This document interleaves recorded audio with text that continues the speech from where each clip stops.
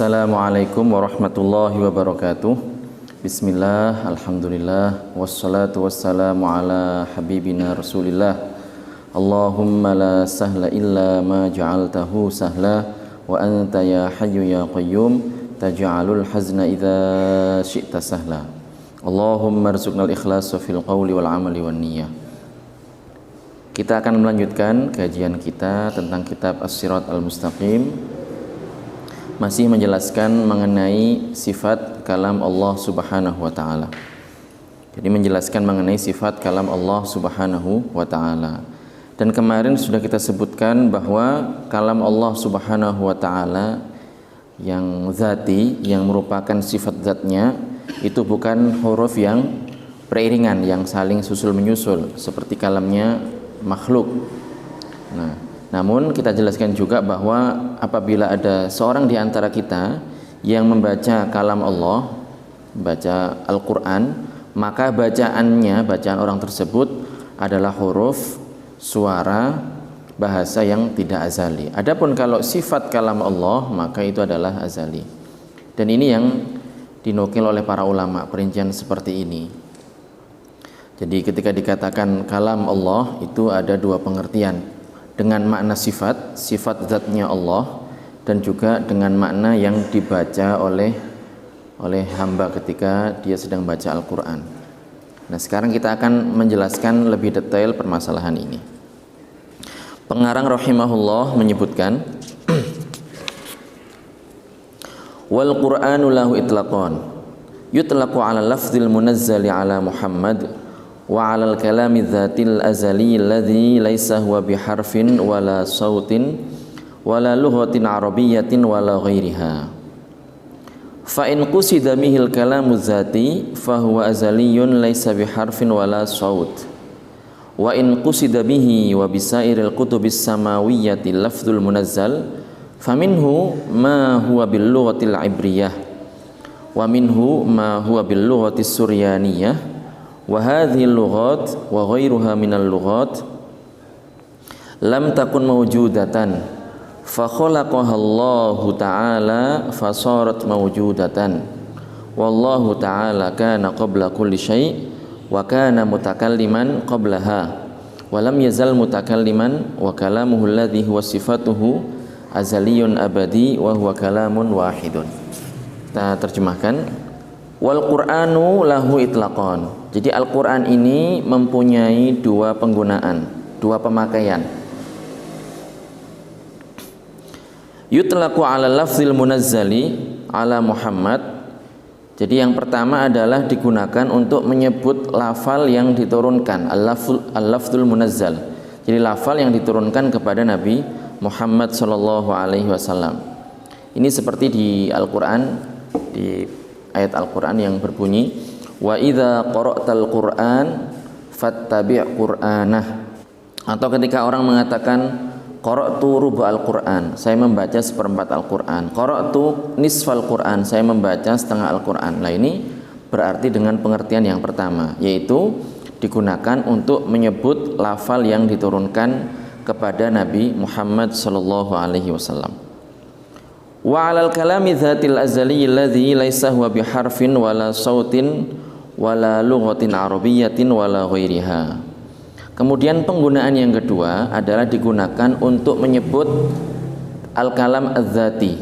Jadi sifat kalam Allah Subhanahu wa taala yang zati, azali, tanpa permulaan, yang bukan huruf, bukan suara, bukan bahasa Arab, dan juga bukan bahasa yang lainnya.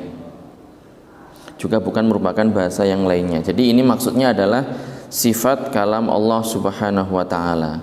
Dan ini yang dikehendaki oleh para ulama ahlu sunnah wal jamaah ketika mereka mengatakan Al-Quran kalamullah ghairu makhluk. Jadi para ulama itu ketika mengatakan Al-Quran kalamullah, Al-Quran adalah kalam Allah, ghairu makhluk, bukan makhluk, maka yang dimaksud oleh mereka adalah sifat kalam Allah Subhanahu wa ta'ala, yang jelas azali, abadi, bukan huruf, bukan suara, bukan bahasa. Fa in qusida bihi al-kalamu zati fa huwa azaliyun laisa biharfin wala sautin. Nah, ini mempertegas apa yang sudah kita sebutkan. Jadi apabila yang dimaksud dengan Al-Quran adalah al-kalam az-zati, jadi kalam Allah yang merupakan sifat zat Allah, maka ia adalah azali tanpa permulaan, bukan huruf, bukan suara, bukan bahasa, bukan seperti makhluk.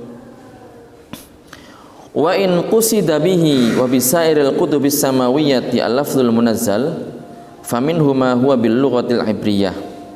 Namun apabila yang dikehendaki, yang dimaksud dengan Al-Quran dan seluruh kitab-kitab langit samawi yang lainnya adalah lafal yang diturunkan kepada nabi-nabi tersebut, Nabi Muhammad, Nabi Musa, Nabi Isa, dan Nabi Dawud atau para nabi yang lainnya. Faminhu ma huwa bil lughatil ibriyah, maka jika demikian ada di antara kitab tersebut yang menggunakan bahasa Ibrani. Jadi kita tahu bahwasanya sebagian kitab yang diturunkan kepada sebagian para nabi itu dengan menggunakan bahasa Ibrani, seperti Taurat dan Zabur. Taurat diturunkan kepada Nabi Musa alaihissalam, kemudian Zabur diturunkan kepada Nabi Dawud alaihissalam. Wa minhu ma huwa bil lughati suryaniyah, dan ada juga yang menggunakan bahasa Suryani, seperti kitab Injil yang diturunkan kepada Nabi Isa alaihissalam. Dan ada juga yang dengan menggunakan bahasa Arab, yaitu Al-Quran yang diturunkan kepada Nabi Muhammad sallallahu alaihi wasallam. Wa hadhil lughat wa ghairuha minal lughat lam takun mawjudatan. Jadi bahasa ini yang kita sebutkan dan bahasa yang lainnya yang tidak kita sebutkan, maka awalnya adalah tidak ada, belum tercipta.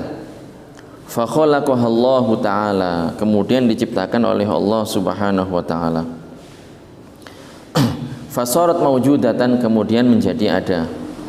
Wallahu ta'ala kana qabla kulli syai', adapun Allah subhanahu wa ta'ala maka ada sebelum segala sesuatu ada. Wa kana mutakalliman qablaha, dan Allah sudah disifati dengan sifat kalam sebelum bahasa-bahasa tersebut diciptakan oleh Allah subhanahu wa ta'ala. Walam yazal mutakalliman, jadi Allah subhanahu wa ta'ala ya ada sebelum diciptakannya bahasa-bahasa tersebut. Dan Allah subhanahu wa ta'ala ya dengan sifatnya itu adalah azali dan abadi. Wa kalamuhu alladhi huwa sifatuhu azaliyun abadiyun wa huwa kalamun wahidun. Jadi Allah bersifat kalam sebelum bahasa tersebut ada, dan selamanya Allah subhanahu wa ta'ala bersifat kalam, dan kalam Allah yang merupakan sifatnya adalah azali dan abadi. Dan kalam Allah ini adalah kalam yang satu. Di sini pengarang rahimahullah menyebutkan wa hadhil kutubul munazzalatu atau wa hadhil kutubul munzalatu kulluha ibaratun an dzalikal kalam adzatil azali al abadi wa la yalzamu min kaunil ibarati hadisatan kaunul mu'abbari anhu hadisan. Ala tara annana idza katabna ala lawhin aw jidarin Allah faqila hadza Allah, fahal ma'na hadza anna ashkalal huruf al marsumati hiya dzatullah? La yatawahhamu hadza aqilun. Innama yufhamu min dzalika anna hadhil huruf ibaratun anil ilahi alladhi huwa mawjudun ma'budun khaliqun likulli syai'. Wa ma'a hadza la yuqal al-Qur'an wa ghairuhu minal kutubil munzalati makhluk. Jadi wa hadhil kutubul munzalah, kitab-kitab ini ya, kitab yang tadi sudah kita sebutkan, Al-Qur'an, Az-Zabur, At-Taurat, kemudian Injil, kulluha ibaratun an dzalikal kalami dzatil azaliyil abadi, merupakan ibarah ya, merupakan ungkapan yang menunjukkan akan adanya sifat kalam Allah subhanahu wa ta'ala.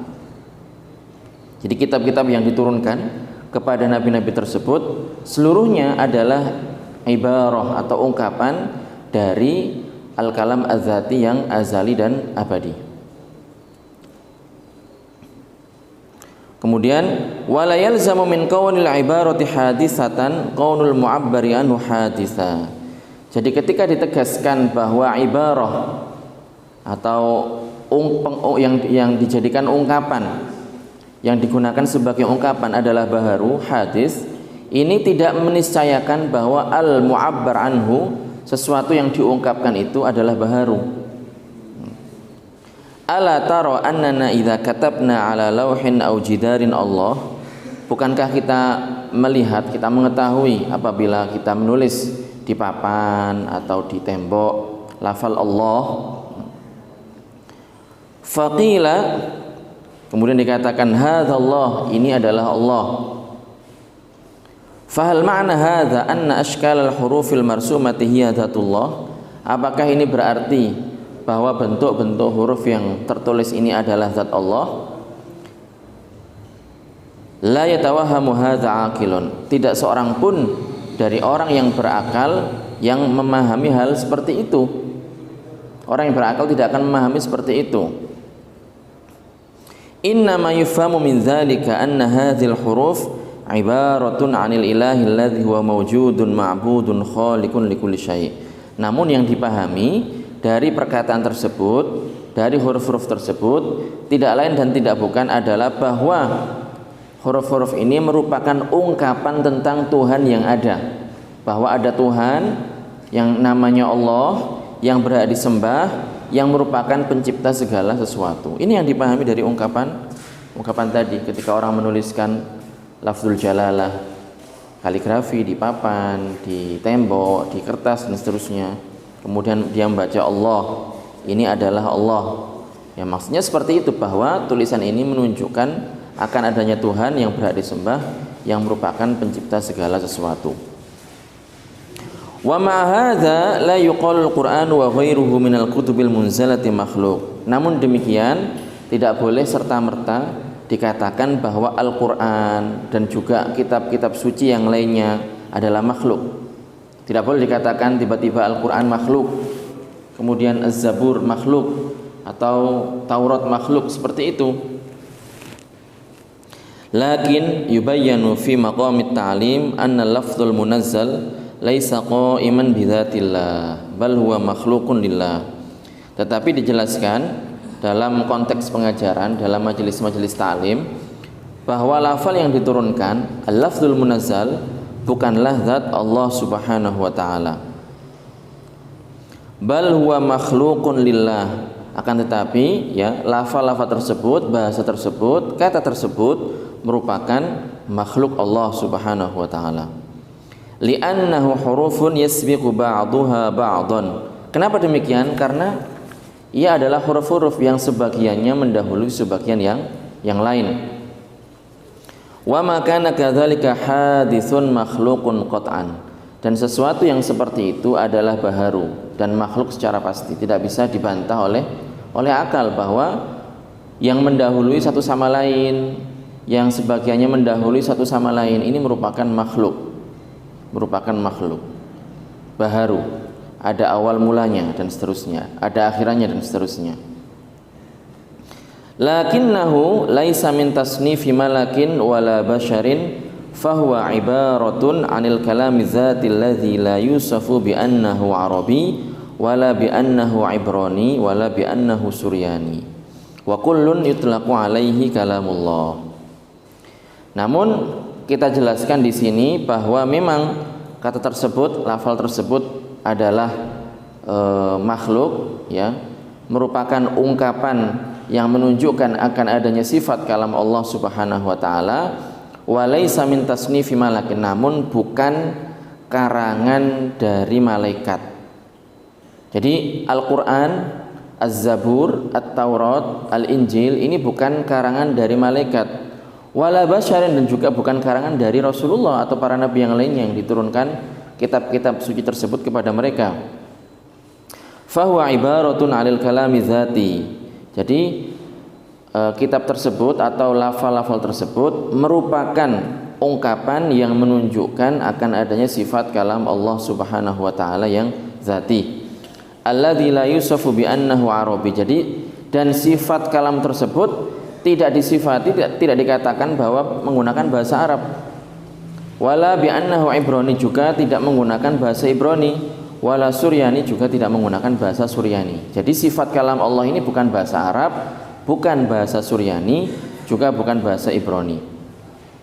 Wa kullun yutlaqu alaihi kalamullah, dan semuanya itu masing-masing dinamakan, disebut dengan kalam Allah Subhanahu wa taala. Dengan pengertian, dengan penjelasan, ay anna sifatal kalamil qaimati bidzatillah yuqalu laha kalamullah wal lafzul munazzalul ladzi huwa ibaratun anhu yuqalu lahu kalamullah. Jadi dengan pengertian bahwa sifat kalam Allah itu juga disebut dengan kalamullah. Jadi sifat atau kalamullah yang merupakan sifat kalam Allah ya disebut kalamullah, dan lafal yang diturunkan yang merupakan ungkapan yang menunjukkan sifat kalam Allah juga disebut dengan kalamullah. Jadi masing-masing dari keduanya, baik sifat kalam Allah itu sendiri disebut kalamullah, dan juga lafal yang merupakan ungkapan akan adanya sifat kalam Allah juga disebut dengan kalamullah. Wal itlaqani min babil haqiqah li'anna al-haqiqata imma lughawiyyatun wa imma syar'iyyatun wa imma 'urfiyyah. Wa itlaqul Qur'an 'ala lafzil munazzal haqiqatun syar'iyyatun falyu'lam dzalik. Jadi dua penggunaan ini, wal itlaqan, dua penggunaan ini yang sudah kita jelaskan, penggunaan Al-Qur'an dengan pengertian lafal yang diturunkan atau dengan pengertian sifat kalam Allah merupakan penggunaan secara hakikat, penggunaan dengan makna aslinya, dengan makna yang sesungguhnya. Anal haqiqata imma lughawiyatun, karena hakikat itu ada kalanya haqiqah lughawiyah. Jadi hakikat secara bahasa. Hakikat secara bahasa. Kemudian haqiqah syar'iyyah, ada kalanya haqiqah syar'iyyah. Seperti yang kita sebutkan ini, penggunaan Al-Qur'an dengan makna atau penggunaan kalamullah dengan pengertian Al-Qur'an, yaitu al-lafal al-munazzal. Ini juga merupakan haqiqah syar'iyyah. Seperti penggunaan kata salat dengan pengertian perbuatan-perbuatan, perkataan-perkataan yang dimulai dengan takbiratul ihram dan diakhiri dengan salam. Ini adalah contoh dari haqiqah syar'iyyah. Kemudian ada kalanya juga haqiqah urfiyah. Ini pembahasannya lebih detail di ilmu usul. Nah, wa itlaqul Qur'ani 'ala lafzil munazzal haqiqatun syar'iyyatun, dan penggunaan Al-Qur'an untuk menyebut lafal yang diturunkan adalah haqiqah syar'iyyah. Falyu'lam dzalik, maka hendaknya ini dipahami dan diketahui dengan benar. Wa taqribu dzalik kama taqaddam anna lafzul jalalati Allah ibaratun an dzatin azaliyin abadi. Wa idza qulna na'budullah fadzalika dzat wal maqsud. Wa idza kutiba hadzal lafdhu faqila ma hadza yuqalu Allah bima'na anna hadhil huruf tadullu ala dzalika dzatil azaliyil abadi la bima'na anna hadhil huruf hiya dzatul ladzi na'buduh. Jadi kita akan memberikan pendekatan supaya lebih dipahami permasalahan ini sebagaimana mestinya. Wa taqribu dzalik, pendekatannya supaya lebih memahamkan kepada kita adalah anna lafzul jalalati Allah, bahwa lafal jalalah Allah ibaratun an dzatin azaliyin abadi, merupakan ungkapan tentang zat Allah yang azali dan abadi. Wa idza qulna na'budullah, jadi kalau kita mengatakan kita menyembah kepada Allah, fadzalika dzatuhul maqsud, maka yang kita maksudkan adalah zat Allah. Jadi kalau kita mengatakan kita menyembah Allah, Tuhan kita adalah Allah, yang kita yakini sebagai pencipta alam semesta adalah Allah, maka maksudnya adalah zat Allah. Yang kita maksud adalah zat Allah Subhanahu wa taala. Wa idza kutiba hadzal lafdhu faqila ma hadza yuqalu Allah. Dan kalau kita menuliskan atau kita membaca, kita menyebut berzikir, maka kita mengatakan suara ini adalah suara Allah, suara berbunyi Allah. Kita menulis Allah, kita katakan ini adalah tulisan Allah, tulisan yang kalau dibaca itu bunyinya adalah Allah Subhanahu wa taala. Bimana, dengan pengertian anna hadhil huruf, bahwa ini huruf-huruf ini alif, lam, ha, atau suara ini Allah, alif, lam, ha, tadullu ala dzalika zat, menunjukkan zat tersebut. al-azali al-abadi, yang ada tanpa permulaan, tanpa akhiran. Jadi itu yang kita sembah, zat yang tanpa permulaan, tanpa pengakhiran, itu yang kita sembah, bukan suara Allah, bukan suara yang berbunyi Allah ini, atau tulisan yang kalau dibaca berbunyi Allah, bukan itu yang kita sembah, bukan huruf-huruf yang bentuknya seperti itu yang kita sembah, melainkan adalah zat yang ditunjukkan oleh tulisan itu dan suara itu. La bima'na anna hadhil huruf hiya dzatul ladzi na'buduhu, bukan dengan pengertian bahwa zat tersebutlah yang kita sembah. Jadi ini yang dimaksudkan bahwa dimaksudkan ketika dijelaskan mengenai al-ibarah, perbedaan antara al-ibarah dan al-mu'abbar anhu. Jadi tadi sudah kita sebutkan bahwa la yalzam min kaunil ibarati hadisatan kaunul mu'abbari anhu hadisan. Jadi tidak mesti ketika ibarahnya ini hadis, kemudian yang diungkapkan ini mu'abbar anhu ini kemudian juga ikut-ikutan hadis, tidak, karena di sini jelas bahwa al-mu'abbar anhu yaitu Allah Subhanahu wa taala ini azali, sedangkan ibarahnya yang digunakan untuk mengungkapkan Allah berupa tulisan, berupa suara, itu adalah hadis. Jadi ini adalah pembahasan kita mengenai sifat kalam Allah Subhanahu wa taala. Saya harapkan dipahami sebagaimana mestinya, dan harus kita yakini bahwa sifat kalam Allah Subhanahu wa taala adalah azali, abadi, tanpa permulaan, tanpa penghabisan, bukan berupa huruf, bukan berupa suara, bukan berupa bahasa. Dan apabila kita menyebutkan Al-Qur'an, itu punya dua makna seperti yang sudah kita jelaskan, dengan makna lafal yang diturunkan dan dengan makna ya menunjukkan sifat kalam Allah Subhanahu wa taala. Nah, penggunaan seperti ini penggunaan yang legal, sebagaimana dalam Al-Qur'an umpamanya di surat At-Takwir, innahu laqaulu rasulin karim. Innahu laqaulu rasulin karim. Jadi maksudnya di sini adalah bahwa Al-Qur'an ini dibacakan oleh malaikat Jibril. Ya. Jadi maksudnya apa? Walaupun kita katakan ini adalah kalam Allah, maka dengan pengertian lafal yang diturunkan, yang dibacakan oleh malaikat Jibril. Jadi bukan di sini maksudnya malaikat Jibril ini membaca sejatinya sifat kalam Allah Subhanahu wa taala, bukan, tetapi beliau ini membaca sesuatu yang menunjukkan akan adanya sifat kalam Allah Subhanahu wa taala. Jadi yang dimaksud dalam ayat ini innahu laqaulu rasulin karim adalah malaikat Jibril. Mudah-mudahan bermanfaat, mudah-mudahan dipahami sebagaimana mestinya. Wallahul muwaffiq ila aqwamit thoriq. Barakallahu fikum. Wassalamualaikum warahmatullahi taala wabarakatuh.